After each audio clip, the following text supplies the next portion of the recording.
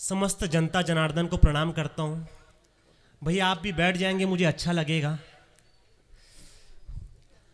816 kilometre की यात्रा करके मैं 16 मिनट आपके मध्य खड़ा हूँ। स्वागत भैया स्वागत।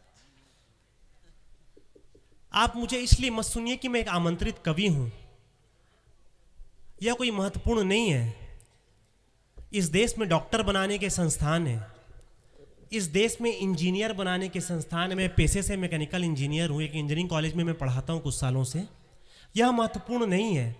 इस देश में डॉक्टर बनाने के संस्थान हैं, इस देश में इंजीनियर बनाने के संस्थान है, इस देश में चार्टेड अकाउंटेंट बनाने के संस्थान है, इस देश में एडवोकेट बनाने के संस्थान है, इस देश में मैनेजमेंट सिखाने के कार्यालय हैं। लेकिन इस अखिल ब्रह्मांड में ऐसा कोई संस्थान नहीं बना जो किसी व्यक्ति को कवि बना सके। जब माँ शारदे की कृपा किसी व्यक्ति के अस्तित्व में उतरती है तो वह व्यक्ति कवि होता है। आप हमें इसलिए सुनिए, बस 12-15 मिनट का आपका ध्यान चाहता हूँ। कुछ देर के लिए मैं इस भूमि पर उस भारत को जीना चाहता हूँ जिस भारत में गीता के श्लोक और कुरान की आयत से बढ़कर के राष्ट्रगीत राष्ट्रगान होता है। कुछ देर के लिए मैं इस भूमि पर उस भारत को जीना चाहता हूँ जिस भारत में मजहब के झंडे से बढ़कर तिरंगा होता है। कुछ देर के लिए मैं इस भूमि पर उस भारत को जीना चाहता हूँ जिस भारत में किसी नेता, अभिनेता, मंत्री, प्रधानमंत्री से बढ़कर के सीमाओं पर लड़ने वाले हमारे सैनिक होते हैं। अगर आपकी चेतना भी, आपकी ऊर्जा भी, आपकी विचारधारा भी उसी भारत का प्रतिनिधित्व करती है तो एक बार आगे से लेकर पीछे तक दोनों हाथ उठाकर मुझे आदेशित करें, मैं अपने काव्य पाठ को प्रारंभ कर सकूं। 4 पंक्तियां पढ़ता हूं कि कोई जब पूछता है संत कैसे होते हैं तो कलम उठा के मैं कलाम लिख देता हूं।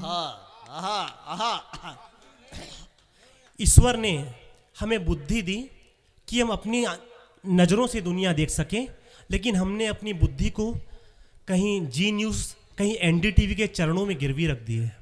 आप अपनी नज़रों से दुनिया देखें, हिंदुस्तान बहुत खूबसूरत आपको नजर आएगा।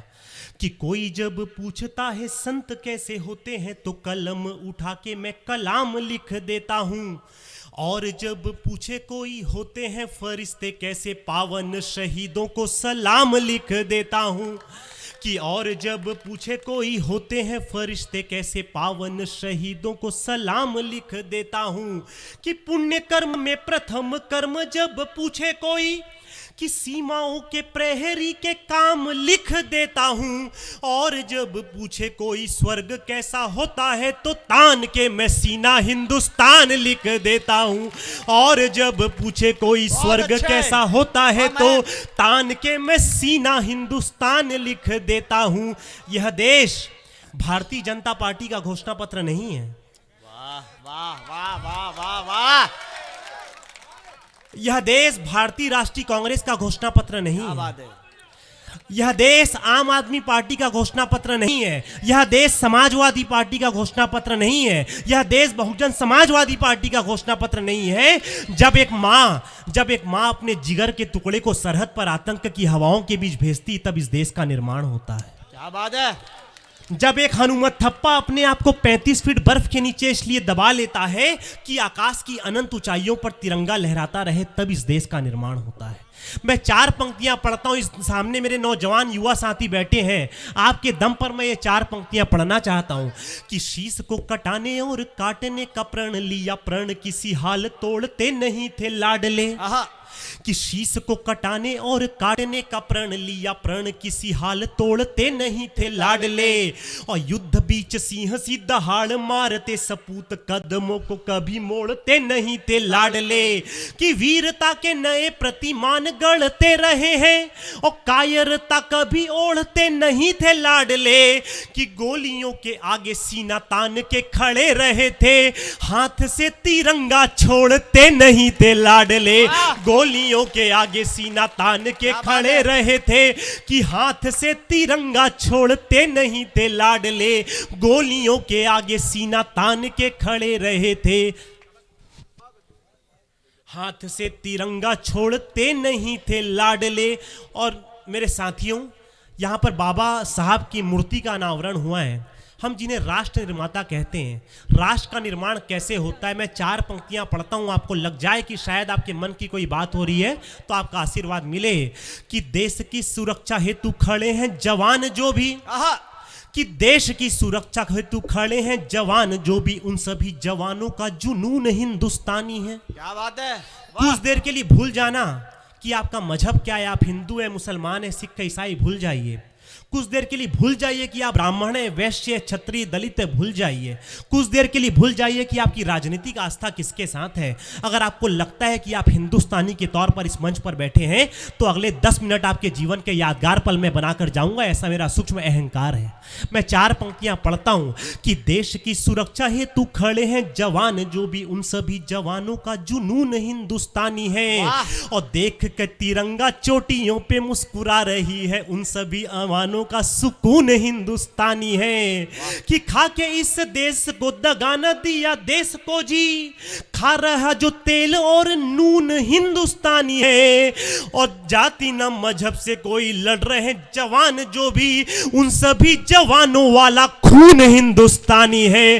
जाति और मजहबों से कोई भी जवान नहीं, उन सभी जवानों का जुनून हिंदुस्तानी है। इसलिए इस देश बनाए मेरे दोस्तों, और इस देश को बनाने में जिन लोगों ने योगदान दिया, मैं 4 पंक्तियां पढ़ता हूं कि काल के कपाल पर ठोक कर ताल लाल। जब हम बचपन में पढ़ते थे तो 2 नंबर का प्रश्न आता था। 2 नंबर का प्रश्न पूछा जाता था कि बबलू और मंटू की लड़ाई हुई तो बबलू ने मंटू के घर में घुसकर मारा, उससे बताइए, इसको समीक्षा तब टिप्पणी करो। हमें सोचना पड़ता था। लेकिन ये वो दौर है जब हम अपने मुहावरों को जीवंत होते देख रहे हैं। आज जब किसी बच्चे से पूछा जाता है कि घर में घुसकर मारना किसे कहते हैं, तो वो लिख कर आता है कि भारत माँ का एक लाल अभिनंदन जाता है और घर में घुसकर मार कर आता है।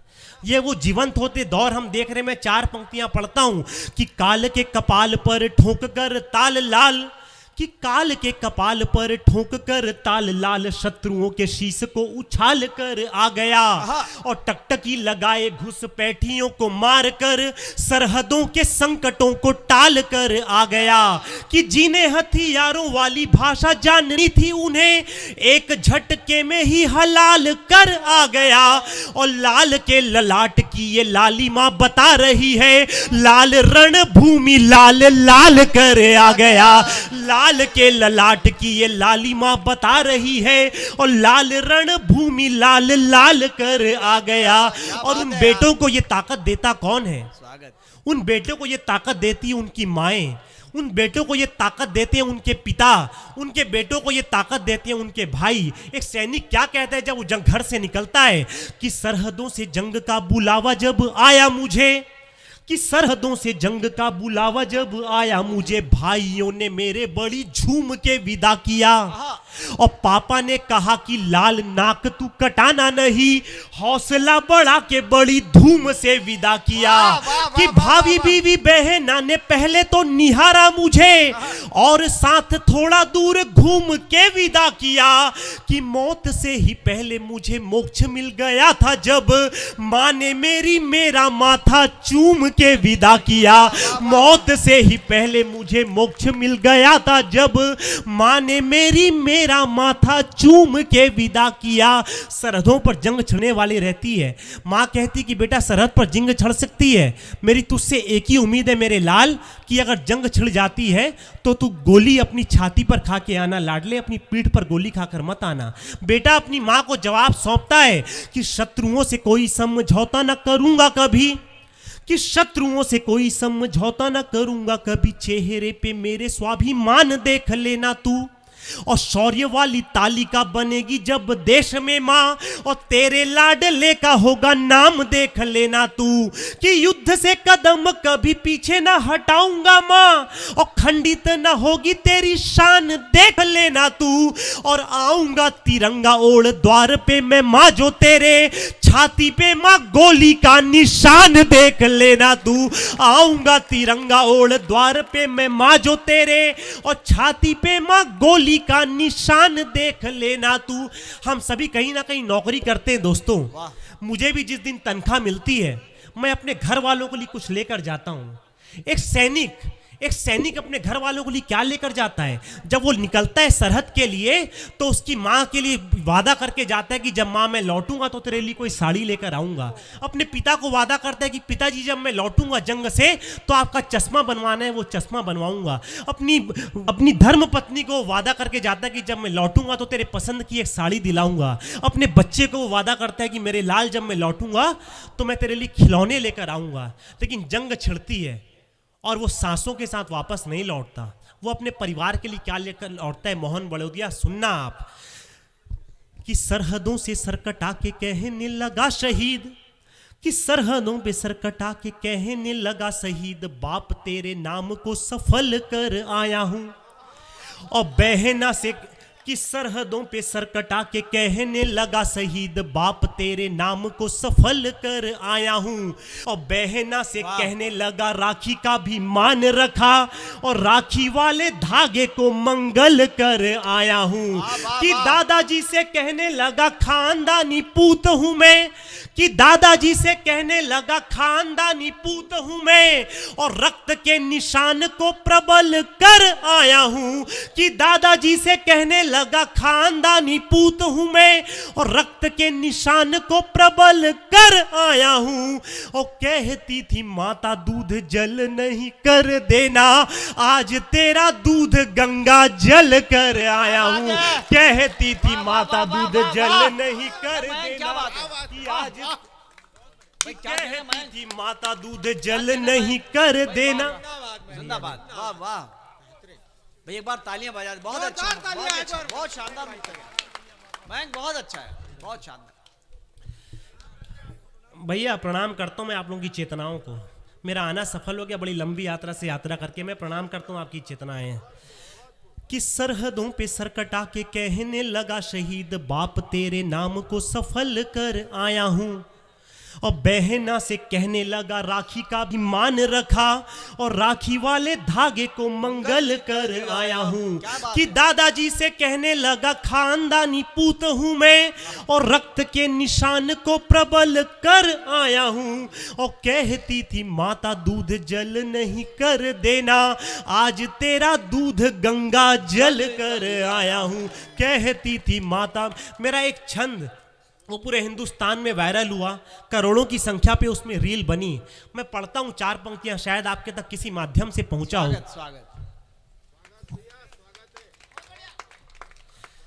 तिरंगे के 5वें रंग को प्रणाम करते हुए 4 पंक्तियां पढ़ता हूं मैं। स्वागत स्वागत। ये पंक्तियां पूरे देश भर तक पहुंची। एक शहीद के बेटे से स्कूल में एक मास्टर साहब ने पूछा कि बेटे तिरंगे में कितने रंग होते हैं? उसने कहा कि तिरंगे में कितने रंग होते हैं? नहीं, उस शहीद के बेटे ने जवाब दिया कि सर तिरंगे में 5 रंग होते हैं। पूरी कक्षा हंसने लगी। मास्टर साहब गुस्सा हो गए, बोले बेवकूफ, आंख बंद कर और याद कर तिरंगे में कितने रंग होते हैं। शहीद के बेटे ने आंख बंद की। उसने कहा कि मास्टर साहब मुझे 5 रंग नजर आ रहे हैं। बोले कौन से 5 रंग? मैं शहीद के बेटे का एक जवाब मोहन बड़ौदिया कवि मयंक शर्मा पढ़ना चाहता है आपके शहर में। तिरंगे के 5वां रंग क्या होता है? 4 पंक्तियां तिरंगे के 3 रंग को प्रणाम करते हुए 5वां रंग पढ़ता हूं। कि पूछा गया प्रश्न रंग कितने तिरंगे में है, कि पूछा गया प्रश्न रंग कितने तिरंगे में है, आया जो जवाब 5 तो हुआ बवाल था। कि पूछा गया प्रश्न रंग कितने तिरंगे में है, आया जो जवाब 5 तो हुआ बवाल था।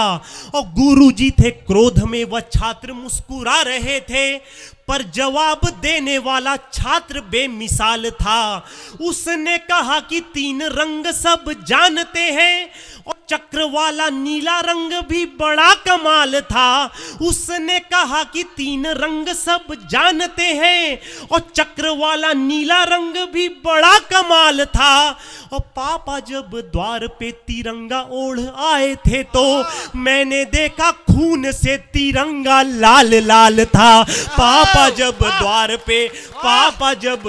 पे तिरंगा दौड़ आए तो। भाई क्या कहना है, क्या कहना है? जिस छंद पर अगर पंकज पलाश जी उठ के कवि का अभिवादन कर रहे हैं, कुलदीप रंगीला एक बार जोरदार तालियों से स्वागत करें। तो निश्चित रूप से ये उसकी सार्थकता है और उसकी रचना धर्मिता क्या उस प्रमाण है कि उसने बहुत ही अच्छा छंद लिखा। मयंक बहुत बहुत बधाई, बहुत सारी बधाई, बहुत अच्छा पढ़ रहे हो। पापा हाँ वो अच्छे से निकालना, हाँ दे दो उनको वापस। अरे मैं दोबारा पहनने के लिए अब नहीं उतारी मैं। बहुत बढ़िया। कि देखो मेरे जीवन में कोई खास उपलब्धि नहीं है दोस्तों, खास क्या कोई उपलब्धि नहीं है। मेरे जीवन को मैं एक बार मैं भाग्यशाली अपने आप को मानता हूँ, दिग्गज दद्दू कुलदीप भैया, पंकज भैया, एक मेरी मात्र जीवन की जो उपलब्धि मैं मानता हूँ कि इस देश के सेना अध्यक्ष ने फेसबुक में मेरी कविता शेयर की। इससे बड़ी उपलब्धि मेरे जीवन में जीवन भर नहीं हो सकती। बड़ी बात है, वाह। इस देश के सेना अध्यक्ष ने मेरी कविता शेयर की, उससे बड़ी उपलब्धि शायद मैं जीवन भर नहीं कमा सकता। मैंने कभी हिंदू मुस्लिम के नाम पे कविता नहीं लिखी, मैंने वीर रस के नाम पर पाकिस्तान के ऊपर कविता नहीं लिखी। मेरा ऐसा मानना है कि भारत के बेटों की शौर्य गाथा को गाने के लिए अगर पाकिस्तानी बैसाखियों की आवश्यकता पड़ती है तो यह हमारे कलम की कमजोरी, हमारे बेटों का दुर्भाग्य है। मेरे कविता के विषय अलग है, आपका आशीर्वाद मिला कि मैंने कि पूछा गया प्रश्न रंग कितने तिरंगे में है, आया जो जवाब 5 तो हुआ बवाल था। और गुरुजी थे क्रोध में, वह छात्र मुस्कुरा रहे थे, पर जवाब देने वाला छात्र बेमिसाल था। उसने कहा कि 3 रंग सब जानते हैं, और चक्र वाला नीला रंग भी बड़ा कमाल था। और पापा जब द्वार पे तिरंगा ओढ़ आए थे तो मैंने देखा खून से तिरंगा लाल लाल था। पापा जब द्वार पे और मैं, इस देश का सौभाग्य है कि किसी शहीद की मां ने इस देश की सरकारों से प्रश्न नहीं किया। ये सौभाग्य इस देश का, लेकिन एक कवि होने के नाते मेरी जिम्मेदारी बनती है। मैं इस देश की 70 सालों की राजनीति को, 70 से, चाहे कांग्रेस हो, चाहे भाजपा हो, चाहे कोई हो, मैं किसी पार्टी का प्रवक्ता नहीं हूं, मैं जनता का प्रवक्ता हूं। क्या बात है। इस देश की 70 साल की राजनीति को 4 पंक्तियों में एक तमाचा मारता हूं। अगर वो जवाब, वो प्रश्न आपका भी प्रश्न हो तो आपका समर्थन मिले, नहीं तो पूरा हाथ खाली रह जाए, मुझे मंजूर है। कि पूछती जवान की मां सरकारों से सवाल, कि पूछती जवान की मां सरकारों से सवाल, मेरे पोते पोतियों की ढाल कौन लाएगा। कि पूछती जवान की मां सरकारों से सवाल, मेरे पोते पोतियों की ढाल कौन लाएगा। और मेरी बहू रानी का सुहाग कौन लाएगा जी, और मांग का सिंदूरी रंग लाल कौन लाएगा। कि कौन लेके आएगा जी बूढ़े बाप वाली लाठी, और बहना की सर्दियों में शॉल कौन लाएगा। कि मौत के मुआवजे को ठोकर मैं मारती हूं, सिर्फ ये बता दो मेरा लाल कौन लाएगा। मौत के, जय हो, वाह वाह वाह मयंक, जिंदाबाद। कि मौत के मुआवजे को ठोकर मैं मारती हूं, सिर्फ ये बता दो मेरा लाल कौन लाएगा। टीम बड़ी है, मुझे 20 मिनट काव्य पाठ करते हो गए, मैं 5-7 मिनट में अपना स्थान ग्रहण करूंगा। स्वागत। बेटी, हाँ, सिर्फ ये बता दो, इस देश का जितना नुकसान, भैया इस देश का जितना नुकसान विदेशी आक्रांताओं ने नहीं किया, उससे कहीं ज्यादा नुकसान इस देश का बॉलीवुड ने कर दिया। उससे कहीं ज्यादा नुकसान इस देश का एकता कपूर ने कर दिया। इस देश में बच्चियों के प्यार से नाम रखे जाते थे मुन्नी। एक पिक्चर आती है दबंग, उसका एक गाना बड़ा हिट होता है, कौन सा, मुन्नी बदनाम हुई डार्लिंग तेरे लिए। और उन छोटी बच्चियों को अपना नाम बताने में शर्म महसूस होती है। 4 पंक्तियां मयंक शर्मा पढ़ता है मोहन बड़ौदिया में, कि जरा सी बात को एक नया रंग देता हूं, जरा सी बात को एक नया रंग देता हूं, चीजों को समझने का नया ढंग देता हूं। आज इंडिया से कल का भारत अच्छा था, आदमी पढ़ा लिखा कम था फिर भी सच्चा था। परेशानियां तब भी थी, परेशानियां आज भी है, मगर तब घरों की बातें आम नहीं होती थी। मुन्नी मरना तो पसंद करती थी मगर बदनाम नहीं होती थी। मुन्नी मरना तो पसंद करती थी मगर बदनाम नहीं होती थी। ये कहां पहुंच गया हमारा देश, क्योंकि हमने अपने नायक बदल लिए। हमारे नायक कौन होने थे, भीमराव अंबेडकर। हमारे हमारे नायक होने थे भीमराव अंबेडकर। कल पराक्रम दिवस है, सुभाष चंद्र बोस जी की 123वीं जयंती है। हमारे नायक होने चाहिए थे सुभाष चंद्र बोस, लेकिन हमारे नायक हो गए कौन? ऋतिक रोशन, शाहरुख खान। हमने अपने नायक बदल लिए, इसलिए हम यहां कगार तक पहुंच गए कि शाहरुख आमिर के गुणगान में रहे तो, कि शाहरुख आमिर के गुणगान में रहे तो नेताजी सुभाष के जमाने कौन गाएगा? वाह, कि शाहरुख आमिर के गुणगान में रहे तो नेताजी सुभाष के जमाने कौन गाएगा? और सबको लुभाएंगी रंगीनियां,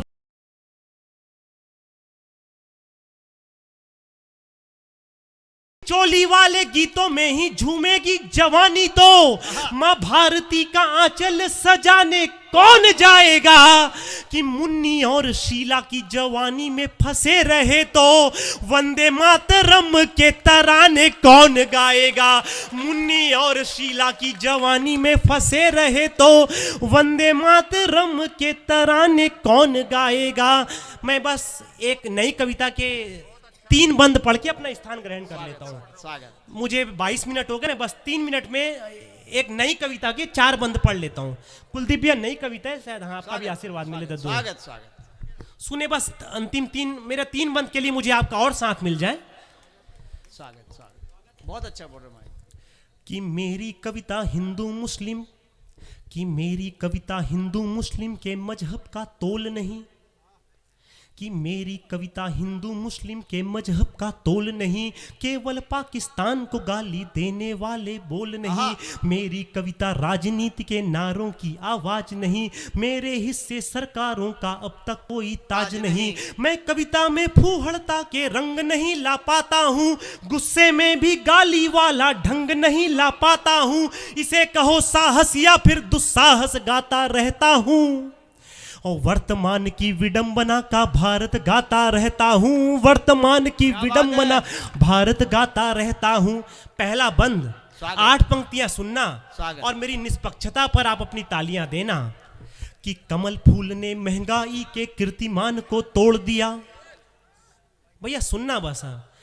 कि कमल फूल ने महंगाई के कीर्तिमान को तोड़ दिया, कमल फूल ने महंगाई के कीर्तिमान को तोड़ दिया। पंजा ने सारा विकास गांधी नस्लों से जोड़ दिया।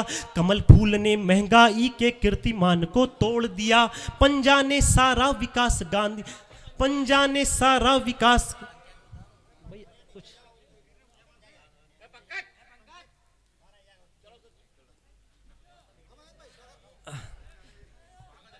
मैं नई कविता पढ़ने का मन बना रहा था, कुछ व्यवधान इधर से थे, मतलब बड़ी टीम है तो मैं स्थान ग्रहण करता हूँ। फिर मतलब आपने बहुत मुझे स्नेह दिया। हाँ